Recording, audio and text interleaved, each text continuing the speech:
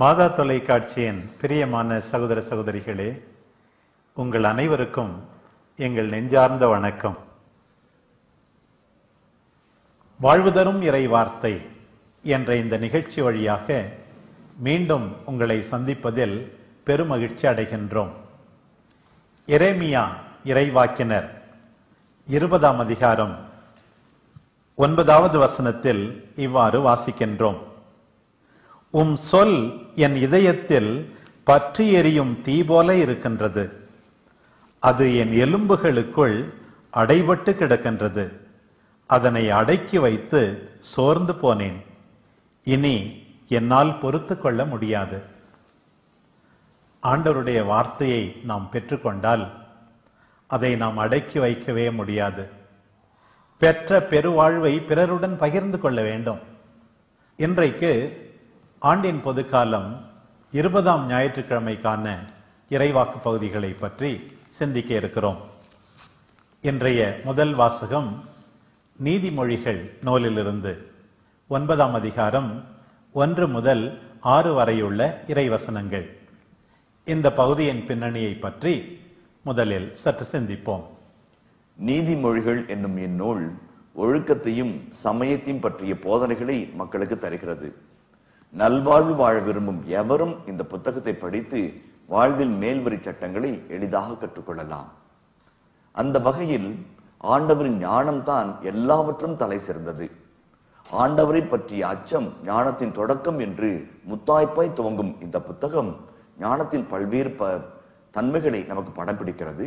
அதன் ஒரு பகுதியை ஞானமும் மதிக்கீடும் என்ற தலைப்பிலே நீதிமொழிகள் நூல் 9ஆம் அதிகாரத்தில் பார்க்கிறோம்.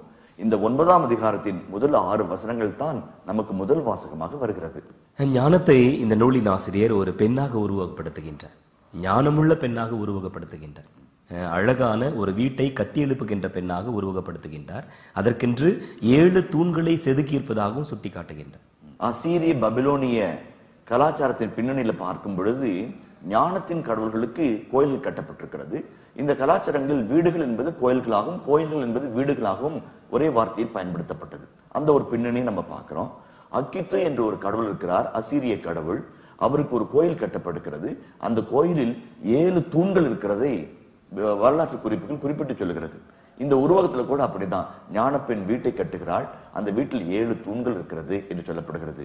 சாலமோன் ராஜா தனது ஆலயத்தை கட்டும் பொழுது கூட 7 தூண்கள் நிரம்பிய ஒரு முற்றத்தையும் நாம் பார்க்கிறோம். இதெல்லாம் ஒரு விவிலிய பின்னணியில சொல்லப்படக்கூடிய ஒரு அழகான செய்தி.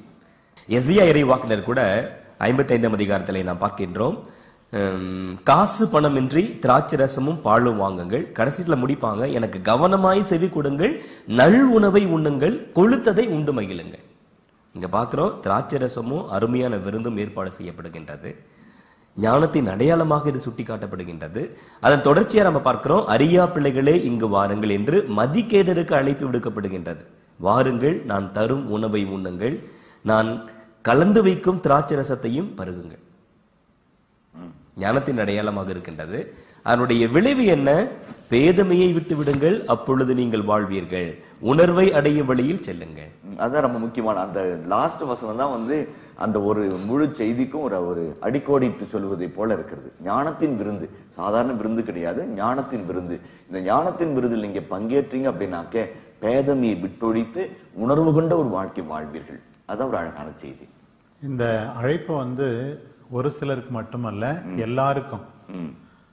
இந்த அழைப்பு இலவசமாக கொடுக்கப்படுகிற அழைப்பு. யாரும் காசு பணம் கொடுக்க வேண்டியதில்லை. எல்லாருக்கும் தேவையானது நல்ல மனசு இருந்து விருந்துக்கு வந்தா சாப்பிட முடியும், வாழ்வு பெற முடியும், பேதமையை விட்டுவிட முடியும், உணர்வு உள்ள ஒரு வாழ்க்கை வாழ முடியும் என்பது தெளிவாகிறது. பின்னாளில் ஆண்டவர் இயேசு அத்தகைய ஒரு அழைப்பை தான் விடுக்கிறார். சுமை சுமந்து சோர்ந்திருப்போரே எல்லாரும் என்னிடம் வாருங்கள். எல்லாருக்கும் அழைப்பு. துன்பத்தில் இருக்கிறவர்களுக்கு சிறப்பான அழைப்பு, பேதமையில் இருப்பவர்களுக்கு சிறப்பான அழைப்பு. இந்த அழைப்பை ஏற்றுக்கொண்டால் வாழ்வு கிடைக்கும் என்பதை இந்த பகுதி அழகாக சொல்லுகிறது. ஞானம் என்றாலே நம்ம ஏற்கனவே தலைப்பு கொடுக்கப்பட்டது போல மதிக்கேட்டை விட்டு விடுவது, அறிவீனத்தை விட்டு விடுவது, தவற்றை விட்டு விடுவது, எது சரியோ எது உண்மையோ எது ஏற்றதோ அதை உணர்ந்து கொள்வது, உணர்ந்து வாழ்க்கை நடத்துவது. அப்பொழுதுதான் வாழ்வு உரித்தாகும் என்பதை இப்பகுதி அழகாக வலியுறுத்துகின்றது. வாருங்கள் நான் தரும் உணவை உண்ணுங்கள். கடவுள் சொல்றார் மக்கள்கிட்ட. இது நம்ம விவிலிய பின்னணியில் பார்க்கின்ற பொழுது ஒவ்வொரு தடவையும் ஆண்டவர் இயேசுவும் நான் தருகின்ற உணவு, இந்த உலகம் தருகின்ற உணவு வேறு, நான் தருகின்ற உணவு. கடவுள் நான் தருகின்ற உணவை உண்ணுங்கள், அதுதான் உண்மையான வாழ்வை தருகின்ற உணவு அப்படின்றது இங்க இந்த பின்னணியில தான் நம்ம புதிய ஏற்பாட்டில் நற்செய்தி வாசகம். இந்த அழைப்பு எப்படி இலவசமாக கொடுக்கப்படுகிறதோ அந்த அழைப்பை ஏற்றுக்கொள்வதும் ஏற்றுக்கொள்ளாததும் அழைக்கப்பட்டவர்களை பொறுத்தது. நம்ம விவிலியத்தில் பார்க்கிறோம், சில பேர் எவ்வளோ பேர் ஒரு chance of a lifetime கிடைக்கும் போது வேறு சாக்கு போக்கு சொல்லி எனக்கு அந்த வேலை இருக்கு இந்த வேலை இருக்கு என்று அழைப்பின் முக்கியத்துவத்தை உணராமல் என்ன பெற்றுக்கொள்ள போகிறோம் என்பதை உணராமல் மறுதளிக்கிறார்கள். அந்த விவிலியத்தில் அந்த ஓமை மனை மாடு மனைவி இதெல்லாம் அவர்களுக்கு முக்கியமாகி விடுகிறது. அழைப்பு நிராகரிக்கப்படுகிறது. ஒரு பெரிய வாய்ப்பை அவர்கள் இழந்து விடுகிறார்கள். இங்க ஞானமே அழைப்பு விடுகிறது. உன்னுடைய மதிகேட்டை விட்டுவிட உனக்கு வாய்ப்பு இருக்கிறது, நீ வேண்டாம் என்றால் அதற்கு நீதான் பொறுப்பு. அது அந்த புரிந்து கொள்ளும் தன்மை இல்லாத ஒரு நிலை தான் பேதமை. அந்த இப்ராஹிம் மொழியில பீனான்னு சொல்லுவாங்க, அண்டர்ஸ்டாண்டிங் அப்படின்னு சொல்லுவாங்க. அந்த ஞானம் இருக்கின்ற பொழுது உண்மையான புரிதலும் தெரிதலும் இருக்கும். அதன் வழியா எது ஆண்டவரின் வழி, எது ஆண்டவருக்கு அல்லாத வழி என்பதை புரிந்து நேரிய பாதை நடப்பதற்கு ஒரு வழியா அமையும். இன்றைய நற்செய்தி பகுதி யோவான் நற்செய்தி 6ஆம் அதிகாரத்தின் உச்சகட்டமாக வருகின்றது. தன்னுடைய உடலையும் இரத்தத்தையும் நம் அனைவருக்கும் உணவாக கொடுக்கின்ற ஆண்டவர் நமக்கு அழைப்பு விடுக்கின்ற இந்த பகுதியை பற்றி சற்று சிந்திப்போம். விண்ணகத்திலிருந்து இறங்கி வந்த வாழ்வதரும் உணவு நானே. இதற்கு முன்னதாக இந்த 6ஆம் அதிகாரத்தின் பின்னணியை மீண்டும் ஒரு முறை நாம் நினைவுக்கு கொண்டு வருவோம். ஆண்டவர் இயேசு கிறிஸ்து முதலிலே அப்பம் பழுகுகின்ற புதுமையை செய்கின்றார். மக்களுடைய மனங்களில் மழைப்பு எதிர்பார்ப்பு உருவாக்கின்றது. அதை ஆண்டவர் ஒரு தன்னுடைய கருத்தை சொல்வதற்கான ஒரு வழிமுறையாக மட்டுமே பயன்படுத்துகின்றார். இது முதல் காரியம். இரண்டாவது, உணவை கொடுப்பவர் இந்த உணவை கொடுப்பதற்காக நான் வரவில்லை, நான் நிலை வாழ்வு தருகின்ற உணவை கொடுப்பதற்காக தான் வந்திருக்கிறேன், அந்த உணவை நான் தான் கொடுக்க போகின்றேன் என்கின்ற செய்தியையும் அங்கே பதிவு செய்கின்றார். அதே போலவே எப்படி தன்னோடு நெருக்கமாக உறவு கொள்ள முடியும் என்பதற்கான வழிமுறைகளையும் ஆண்டவர் இந்த பகுதிகளில் நமக்கு தெளிவுபடுத்தினார். எப்படி விசுவாசத்தின் மூலமாக, நம்பிக்கையின் மூலமாக நாம் அவரோடு உறவு கொள்ள முடியும், அவருடைய வார்த்தையின் மூலமாக நாம் வாழ முடியும் என்பதற்கான வழிமுறைகளையும் நமக்கு சுட்டி காட்டினார். கடைசியாக தான் இங்கு வருகின்றார். இத்தனை ஆயத்தங்களையும் மிகவும் பொறுமையோடு அதே வேளையிலே ஆணித்தரமாக ஆண்டவர் இயேசு கிறிஸ்து தன்னுடைய உடலை உணவாக வாழ்வதரும் உணவாக அறிமுகப்படுத்துவதற்கு இந்த 6ஆம் அதிகாரம் முழுவதுமே பயன்படுத்தப்பட்டிருப்பதை நாம் இங்கு பார்க்கிறோம். 3 முறை என் உடலை உண்டால் ஒழிய என் இரத்தத்தை குடித்தால் ஒழிய என்று ஆண்டவர் சொல்லுகிறார். The Lord is clear and blunt. சில பேர் உருவகமாக பேசுகிறார் என்றெல்லாம் சொல்லி இது நற்கருணையை குறிக்கவில்லை என்றெல்லாம் சொல்லுவார்கள். இது உண்மையாகவே புனிதமிகு நற்கருணையை குறிக்கின்றது. இந்த பகுதி ஆண்டவருடைய உடலை உட்கொள்ள வேண்டும், ஆண்டவருடைய இரத்தத்தை பருக வேண்டும் என்று ஆண்டவர் விடுக்கின்ற அழைப்பு புனிதமிகு நற்கருணையில் நாம் எல்லாரும் பங்கு பெற வேண்டும் என்பதைத்தான் ஆண்டவர் குறிக்கிறார் என்பதை உணர்ந்து கொள்ள வேண்டும். அதிலும் வாழ்வுதரும் நற்கருணை, வாழ்வுதரும் நற்கருணை, ஒவ்வொருவரையும் உறுதிப்படுத்தும் உரமூட்டும் வாழ்வுதரும் நற்கருணை. இந்த வாழ்வு என்கின்ற அந்த வார்த்தை மட்டும் 51 முதல் 58 வரையில் இந்த 9 வசனங்களில் 8 முறை வருகிறது. வாழ்வுதரும் வாழ்வுதரும் நிலை வாழ்வு என்று பல்வேறு நிலைகளில் அந்த வாழ்வு நிலை சுட்டிக்காட்டப்படுகிறது. நாம் உண்பதற்கு இவர் தமது தசையை எப்படி கொடுக்க இயலும் என்கின்ற கேள்வியை முன்வைக்கின்றார்கள். நம்ம தொடக்கத்திலிருந்து பார்க்கின்ற பொழுதே ஆண்டவர் இதை பற்றி பேசுகின்றார், முணுமுணுக்கின்றார்கள். மீண்டுமாக ஆண்டவர் பேசுகின்றார், மீண்டுமாக அவர்கள் முணுமுணுக்கின்றார்கள், ஏற்றுக்கொள்ள மறுக்கின்றார்கள். ஆனால் ஒரு தாய் தன்னுடைய பிள்ளைக்கு மருந்து கொடுக்கறதுக்காக எப்படியெல்லாம் தாஜா பண்ணி அவங்கள அதையும் இதையும் சொல்லி உற்சாகப்படுத்தி கடைசியில மருந்தை கொடுக்க ஆயத்தம் செய்கின்றார்களோ அதே போல ஆண்டவர் இயேசு கிறிஸ்துவும் ஆயத்தம் செய்கின்றார். அதன் கடைசியாக 2 காரியத்தை செய்கின்றார். ஒன்று எச்சரிக்கை தருகின்றார், இரண்டாவது வாக்குறுதி தருகின்றார். அதனால தந்தையவர்கள் சொன்னது போல எனது தசையை உண்டு இரத்தத்தை குடித்தால் ஒழிய யாரும் நிலை வாழ்வை பெற முடியாது என்பதை ஆண்டவர் ஆணித்தரமாக சுட்டி காட்டுகின்றார். அதன் தொடர்ச்சியாக தான் வாக்குறுதியும் தருகின்றார். மானிட மகனுடைய தசையை உண்டு அவருடைய இரத்தத்தை குடித்தால் ஒழிய நீங்கள் வாழ்வடைய மாட்டீர்கள். தொடர்ச்சியாக வாக்குறுதியாக எனது தசையை உண்டு என் இரத்தத்தை குடிப்பவர் நிலை வாழ்வை கொண்டுள்ளார், நானும் அவரை இறுதி நாளில் உயிர்த்தெழச் செய்வேன். விவிலிய அறிஞர் சொல்லும் பொழுது அழகாய் ஆங்கிலத்தில் சொல்லுகிறார், the word became flesh, flesh became food என்று சொல்லி அழகாய் சொல்லுவார். மனுருவான இறை வார்த்தை வாழ்வதரும் திருவுணவாய் மாறுகிறதை இந்த நற்செய்தி அழகாய் படம் பிடிக்கிறது. அதுவும் இந்த இயேசுவினுடைய திரு உடலை உண்டு திரு ரத்தத்தை நாம் பருகும்போது நமக்குள்ளாய் 5 விதமான அற்புதங்கள் நடக்கிறது. ஒன்று, நமக்கு வாழ்வு கிடைக்கிறது, நாம் வாழ்வு பெறுகிறோம். இவ்வுலகில் உண்மையான அர்த்தமுள்ள பொருளுள்ள அருள் வாழ்வு மிக்க ஒரு வாழ்வு கிடைக்கிறது. இரண்டாவது, நிறை வாழ்வுக்கு இறந்த பிறகும் நாம் உயிர்ப்பிக்கப்படுகிறோம் என்ற 2வது செய்தி சொல்லப்படுகிறது. மூன்றாவது, இயேசுவின் திருடலை உண்டு அவருடைய திருரத்தத்தை பருகும்போது அவரோடு இணைந்திருக்கிறோம். இந்த இணைந்திருக்கிற வார்த்தை அழகான ஒரு வார்த்தை. திராட்சை கொடியானது செடியோடு இணைந்திருக்காவிட்டால் கனிதர இயலாது என்று நாம் கடந்த வாரங்களிலே பார்த்தோம். அதே போல கனிதர ஆண்டவரோடு நாம் இணைந்திருப்போம்.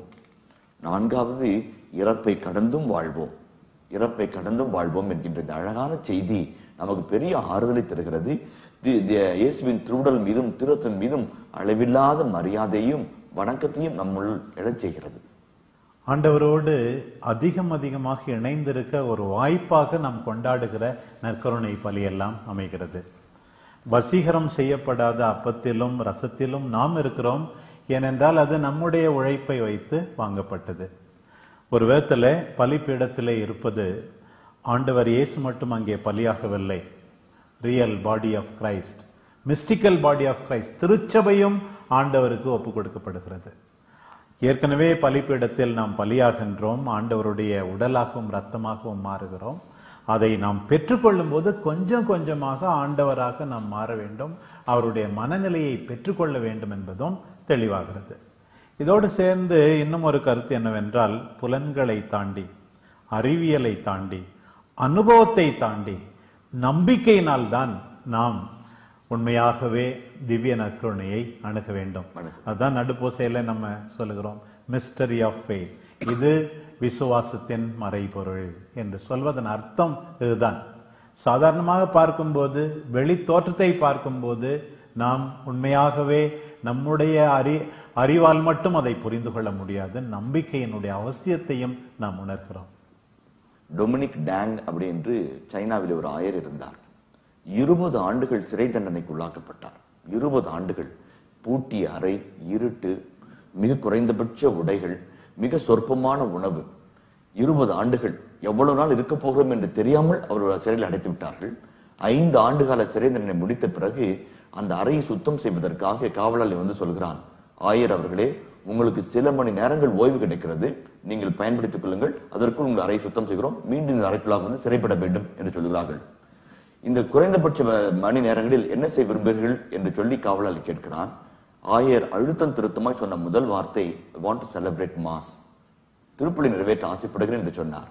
அந்த வார்த்தை படிக்கும் பொழுது என் உள்ளமே சிலிர்த்து போனது. இனி எத்தனை ஆண்டு காலம் சிறையில் தவிக்க வேண்டுமோ எனக்கு தெரியாது. 5 ஆண்டு காலம் கடந்து போனது. இனி வருகின்ற அத்தனை துன்பத்தையும் தாங்குவதற்கு இயேசுவின் திருவுடல் மட்டுமே எனக்கு வல்லமை தர முடியும் என்கிற அவருடைய உறுதிப்பாடு நமக்குள்ள ஒரு பெரிய ஆச்சரியத்தை உருவாக்குறது.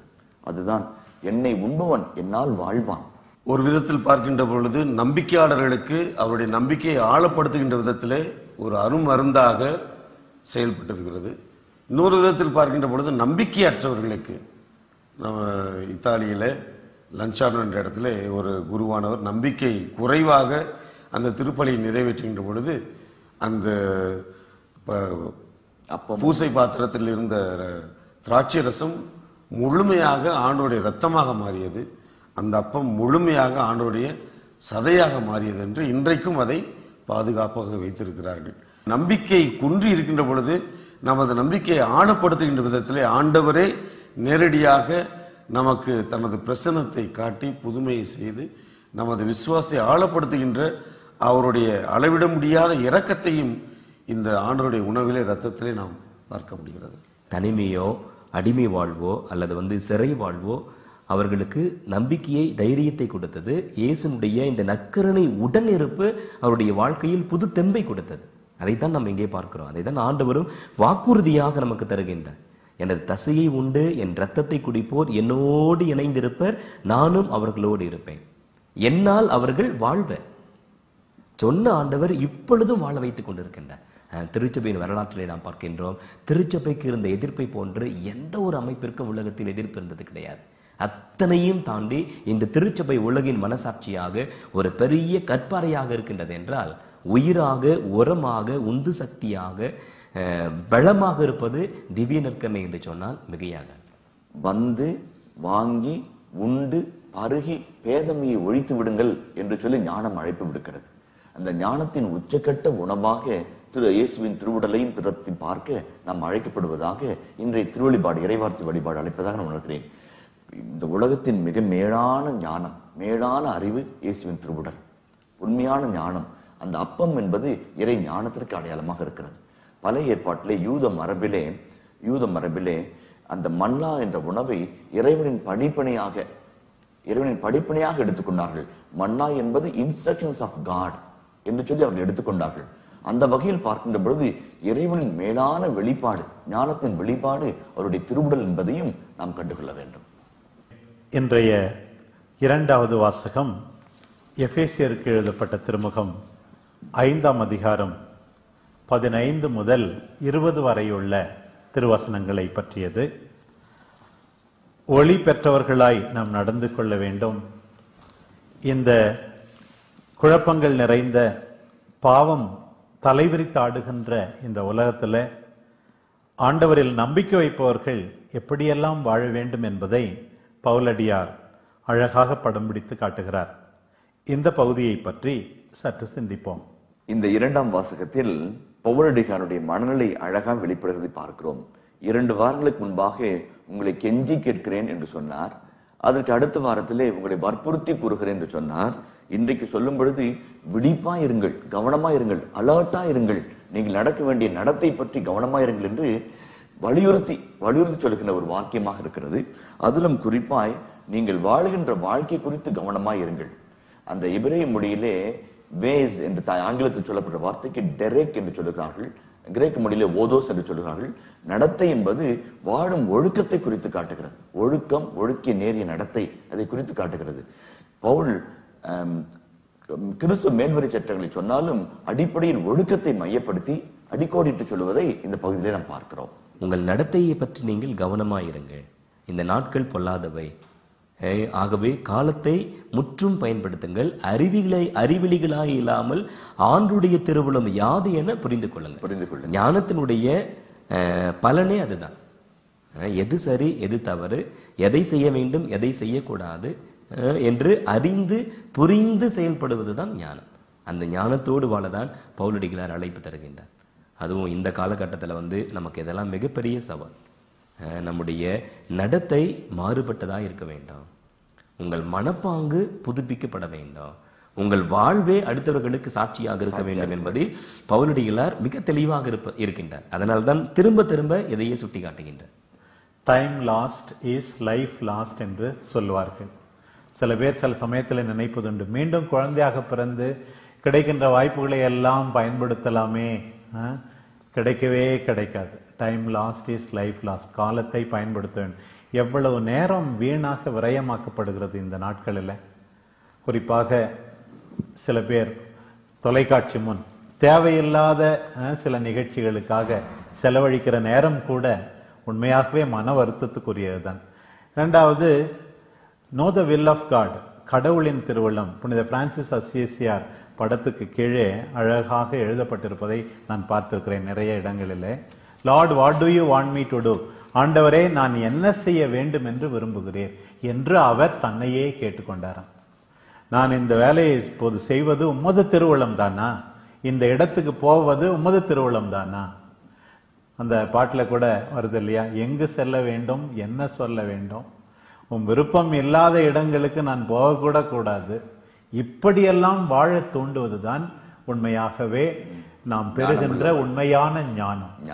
தேர்ந்து தெரியும் அறிவு, ஆவியினுடைய கொடை. இதற்காக நாம் முயற்சி எடுக்க வேண்டும். இறை வார்த்தையை கேட்டு அதன்படி நடக்கிறவன் பாரின் மீது வீட்டை தன் கட்டிக்கொண்ட அறிவாளிக்கு ஒப்பாவான். ஞானம் உள்ளவனுக்கு ஒப்பாவான், ஞானம் உள்ளவனுக்கு ஒப்பாவான், அறிவாளிக்கு ஒப்பாவான். இறைவார்த்தை கேட்டு அவருடைய திருவுளத்தை தெரிஞ்சுக்காம நம்ம வாழ்ந்தோம் அப்படின்னாக்க மணல் மீது வீட்டை கட்ட மூடனுக்கு ஒப்பாவான் என்று நாம் சொல்லப்பட்டிருக்கிறது. அந்த ஞானம், இறைவனுடைய ஞானத்தை நாம் தேர்ந்து தெளிய வேண்டும். திராட்சை மது அருந்தி குடிவெறிக்கு ஆளாகாதீர்கள், இது தாறுமாறான வாழ்வுக்கு வழிகொள்ளும். பவுலடிகளார் அல்லது இந்த ஆசிரியர், இந்த திருமுகத்தினுடைய ஆசிரியர் சொல்வதற்கு ஒரு பின்னணி இருக்கிறது. அந்த எபேசு நகர மக்கள் பாக்கூஸ் என்கின்ற அந்த கடவுளுடைய முன்பாக குடித்து ஆடி பாடி கொண்டாடுவார்கள். வழிபாட்டையே ஒரு குடிவேறு நிறைந்த ஒரு செயலாக மாற்றிக்கொண்டார்கள். அதுவும் எபிகூரியன் கல்ச்சர் என்ற ரோமை கலாச்சாரத்தை பேசுகிறோம். அப்படிப்பட்ட ஒரு சூழல்களிலே இருக்கின்ற காலகட்டத்தில் தான் திராட்சை மது அறிந்து குடிவெறிக்கு ஆளாகாதீர்கள் என்று வலியுறுத்தி சொல்கிறார். குடித்த பிறகு ஒரு மனிதன் தன் மனித நிலையை வந்து இழக்கின்றான். தாறுமாறான வாழ்க்கைன்னு சொல்ல, தாறுமாறான வாழ்க்கை, மனித நிலை, அவனுடைய சிந்திக்கின்ற ஆற்றலை இழக்கின்றான். அவன் யார் என்ற ஒரு எண்ணமே அவனுக்கு வந்து, அவன் பார்த்தீங்கன்னா வீதியில் வந்து நாயோடு நாயாக, சாக்கடையோடு சாக்கடையாக அவன் வந்து தன் நிதானத்தை இழக்கின்ற பொழுது மனித மாண்பே வந்து அங்கே வந்து சீர்குலைக்கப்படுகிறது. இது ஞானத்திற்கு முற்றிலும் மாறுபட்ட ஒரு செயல். உண்மை. சமூக ஆர்வலர்களும் உளவியர்களும் சொல்லுகின்றார்கள், ஒருவேளை அரசே வந்து இதை வந்து இப்ப நிறுத்திடுச்சு அப்படின்னாலேயும் இப்ப இருக்கின்ற இந்த சீர்கேட்டை சரி செய்ய அடுத்த 20 ஆண்டுகள் தேவை. அத்தனை ஒரு அவலமான நிலையில் இருக்கின்றது. இந்த குடிப்பழக்கமானது தனி மனித வாழ்க்கைக்கும் சரி, குடும்ப வாழ்க்கைக்கும் ஒரு மிகப்பெரிய சீர்கேடாக அவலமாக இருக்கின்றது. நம்ம சென்ற வாரம் பார்த்தோம், தீய சொல் எதுவும் உங்கள் வாயிலிருந்து வரக்கூடாது, அருட்பயன் விளையுமாறு ஞான வளர்ச்சி தரக்கூடிய நல்ல வார்த்தையை பேசுங்கள். அதனுடைய தொடர்ச்சியாக இன்றைக்கு நீங்கள் எப்படிப்பட்ட பாடல்களை பாட வேண்டும், எப்படிப்பட்ட பாடல்களை ஒரு விதத்தில் கேட்க வேண்டும், எப்படி எந்நாளும் ஆண்டவரை புகழ வேண்டும் என்ற பவுல் மிக அழகாக சொல்லுகிறார். திருப்பாடல்கள், புகழ்பாக்கள், ஆவிக்குரிய பாடல்கள் ஆகியவை இடம்பெற வேண்டும். உளமாற இசை பாடி நாம் எல்லாரும் ஆண்டவரை போற்ற வேண்டும். பாடல்கள் வழியாய் ஆண்டுடைய ஆசீர்வாதத்தை பெற்றுக்கொள்ள முடியும், அபிஷேகத்தை பெற்றுக்கொள்ள முடியும், விடுதலையை பெற்றுக்கொள்ள முடியும், சுகத்தை பெற்றுக்கொள்ள முடியும். அதனால்தான் பவுலடிகளார் சொல்லுகின்றார், உளமாற இசைப்பாடி ஆண்டவரை போற்றுங்கள். நம் ஆண்டவராக இயேசு கிறிஸ்துவின் பெயரால் எல்லாவற்றிற்காகவும் எப்போதும் தந்தையாம் கடவுளுக்கு நன்றி செலுத்துங்கள். நன்றி சொல்லி ஆண்டுடைய ஆசீர்வாதத்தை பெற்றுக்கொள்ள வேண்டும். எல்லாவற்றிற்கும் நன்றி சொல்லுங்க. அதே மாதிரி சொல்றாரு, நம்முடைய உரையாடல்களில் இறை வார்த்தை, திருப்பாடல் இடம்பெறணும்னு சொல்றாங்க. எனக்கு தெரிஞ்ச ஒரு ப்ரொஃபஸர் இருக்கிறாங்க, காலேஜில் தாவரவியல் துறை தலைவராக இருக்கிறாங்க. நல்ல மேடம், நல்ல மாணவர்கள் மத்தியில் ரொம்ப நல்ல பேர் அவங்களுக்கு. அவங்ககிட்ட எப்போ பேசினாலும் பைபிளை கோட் பண்ணி பேசுவாங்க. அதே மாதிரி எனக்கு ஆண்டவர் இப்படி செஞ்சார் அப்படி செஞ்சாருன்னு சொல்லுவாங்க. நான் சொல்லுவேன், என்னங்க மேடம், சாமி உங்களுக்கு மட்டும் தான் ஏதோ செய்கிற மாதிரி சொல்கிறீங்களே அப்படின்னு ஒரு நாள் வேடிக்கையாக கேட்டேன். அப்போ அவங்க சொன்னாங்க, ஃபாதர், சாமி எனக்கு இதை செஞ்சார் அதை செஞ்சாருன்னு நான் சொன்னேன்னா உங்கள் மனசில் எனக்கு தானே செஞ்சிருக்கிறான்னு ஒரு எண்ணம் வராதா, அதுக்காக தான் சொல்கிறேன் அப்படின்னு சொன்னாங்க. எவ்வளோ நல்ல மனசு பாருங்க, சாமி நமக்கு செஞ்சதை வாயார சொல்லணும். பிரியமானவர்களே, ஆண்டின் பொதுக்காலம் 20ஆம் ஞாயிற்றுக்கிழமைக்கான இறைவார்த்து பகுதிகளை பற்றி நாம் சிந்தித்துக் கொண்டிருந்தோம். ஞானம் நமக்கு அழைப்பு விடுக்கிறது. நம்முடைய பேதமையை ஒழித்துவிட்டு வாழ்வு பெற, உணர்வோடு வாழ நம்மை தூண்டுகின்றது ஞானம். ஆண்டவர் இயேசு தம்மையே நமக்கு உணவாகவும் இரத்தமாகவும் அளித்து நாம் வாழ்வு பெற நம்மை அழைக்கிறார். ஆண்டவருடைய வார்த்தையால் நமக்கு வாழ்வு பிறக்கிறது. அதைவிட அப்பத்தை பிடும்போது, அதை பகிர்ந்து கொள்ளும் போது, நற்கருணை ஆண்டவரை நாம் கொண்டாடும் போது, அவரை ஆராதிக்கும் போது, அவரை உணவாக பெற்றுக்கொள்ளும் போது முழுவதுமாக நம்மில் நம்பிக்கை வளர்கிறது. பவுலடியார் நாம் எல்லாரும் எவ்வாறு பேதமையை விட்டொழித்து, குடிவெறியை விட்டொழித்து, வீண் ஆரவாரங்களை விட்டொழித்து நிதானமாக நிம்மதியோடு வாழ வேண்டும் என்று அறிவுறுத்துகிறார். ஆண்டவரை ஏற்றுக்கொள்கிறவர்கள் ஆண்டவரால் வாழ்கிறவர்கள் இப்படி நிலையான நிம்மதியான வாழ்வை வாழ்வதோடு மட்டுமல்லாமல் மற்றவர்களையும் அத்தகைய வாழ்வுக்கு இட்டுச் செல்வார்கள். வாழ்வு தரும் இறை வார்த்தையால் நாம் எல்லாரும் தொடப்பட வேண்டும். நிதானத்தோடு அவருடைய அழைப்புக்கு செவி கொடுக்க வேண்டும். நிறைவோடு வாழ்ந்து மகிழ்ச்சி நிறைந்த, அமைதி நிறைந்த, உண்மையான நிம்மதி இருக்கின்ற சமூகங்களாக நாம் எல்லாரும் துணை செய்ய வேண்டும். வாழ்வு தரும் இறை வார்த்தை என்ற இந்த நிகழ்ச்சி வழியாக உங்களை மீண்டும் சந்திக்கும் வரை உங்கள் அனைவருக்கும் நன்றி கூறி விடைபெறுகிறோம். இயேசுவுக்கே புகழ். மரியே வாழ்க.